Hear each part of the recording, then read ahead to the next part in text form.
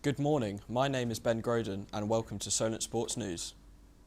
A rematch of the fight of the century has been confirmed to take place on September 19th.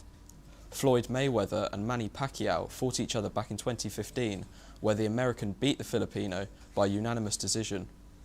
Mayweather retired from boxing in 2017, but last week announced his return to the sport to set up this bout.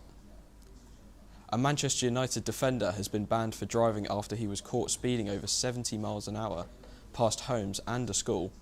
Lenny Yoro was caught by cameras back in August and has been handed a £666 fine plus a 6-month ban. Lawyers representing the player said he had been rushing to take a friend to the local train station. Eastleigh Walking Football know the importance of having CPR training and defibrillators on site. Here's a preview of Eric Hogg's trip to the Silver Lake.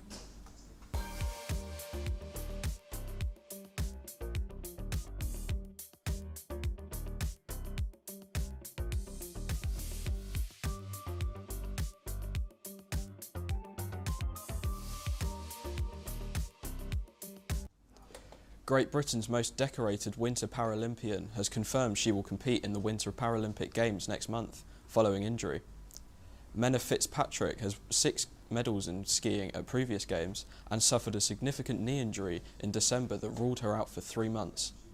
However, she opted against surgery to compete in this edition in a race against time, a battle she has now won.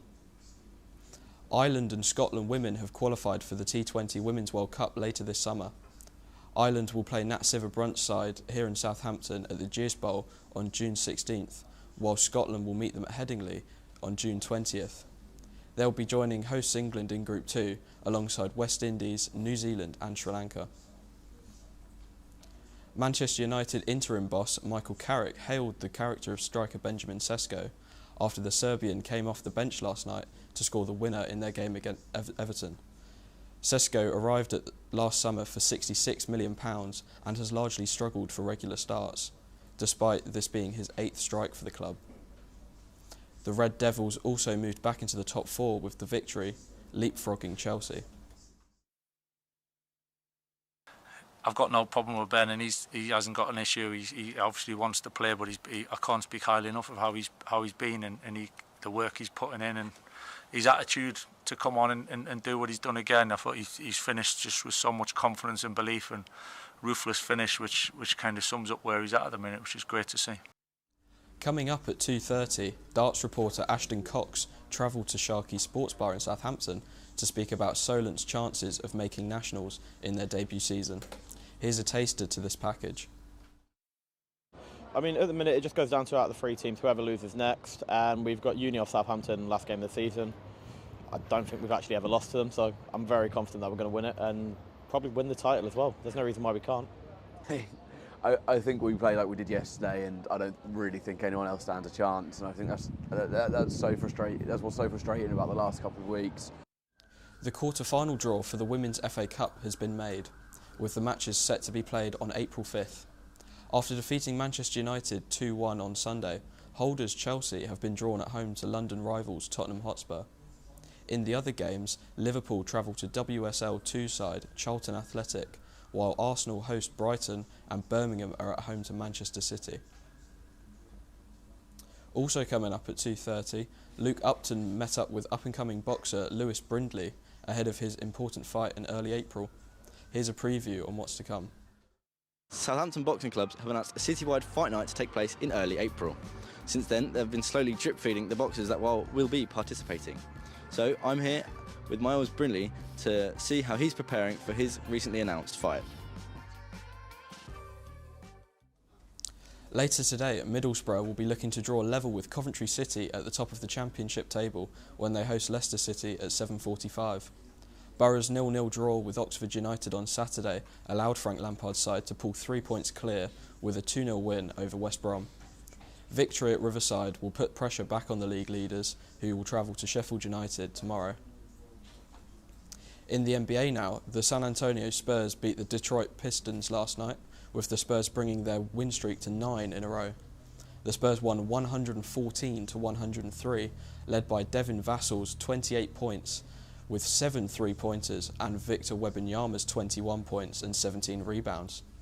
The Pistons remain number 1 in the Eastern Conference, while the Spurs push closer to Oklahoma City Thunder at number 1 in the West. Newcastle face Karabag at home in the Champions League tonight, following their 6-1 win in Azerbaijan last week. The Magpies have faced a difficult run of form since the start of the year and will hope to turn things around by going into the round of 16 this evening. Eddie Howe speak on the morale of his squad after this hard period and their preparations for tonight's fixture. Yeah, I feel that way. I think the feeling, as I said, the atmosphere around the squad's been really strong the last few weeks. It's been a really good response to a difficult period for us. Again, in training today, really good attitudes, good energy, all things considered, and ready for tomorrow's game. British number 1 Jack Draper returned to action on Monday after recovering from an arm injury he suffered 6 months ago. He came out of his round of 32 clash with Frenchman Quentin Hallis, winning in straight sets 7-6, 6-3 in the Dubai Tennis Championships. The world number 15 is set to play Hungary's Fabian Marotzan or France's Arthur Rinderknecht in the last 16. Southampton host Queen's Park Rangers at St Mary's later tonight, with the Saints hoping to close in on the playoffs. Tonda Eckert's side come into the game 6 matches unbeaten in the league and will go within 1 point of the top 6 should other results go their way this week.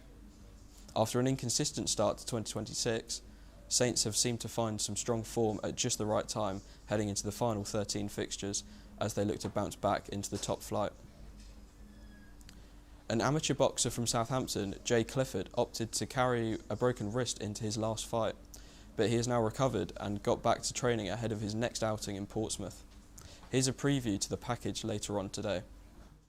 I had to carry through with the fight because I had a lot of fans there supporting me, and then going through with it was actually quite tough, quite mentally hard, physically hard as well, of course. But yeah, training of course was a bit different because my right hand was broken, of course, so it was a bit different. More focused on my left hand really. Yeah, we've got a lot of like wrist exercises this time to strengthen up the wrist, of course, but yeah, we're just doing it a bit light on the right hand at the moment to ease it back in. Benfica's Gianluca Prestiani has been handed a provisional 1-match ban following a racial abuse allegation made by Vinicius Jr. during last week's UEFA Champions League playoff first leg. This means the Argentine will miss the return leg, which is set to take place at the Santiago Bernabeu tomorrow night. That's all for this hour. I'll be back at 2:30. Remember, you can keep up to date 24 hours a day on our website, which is solentsportsnews.com.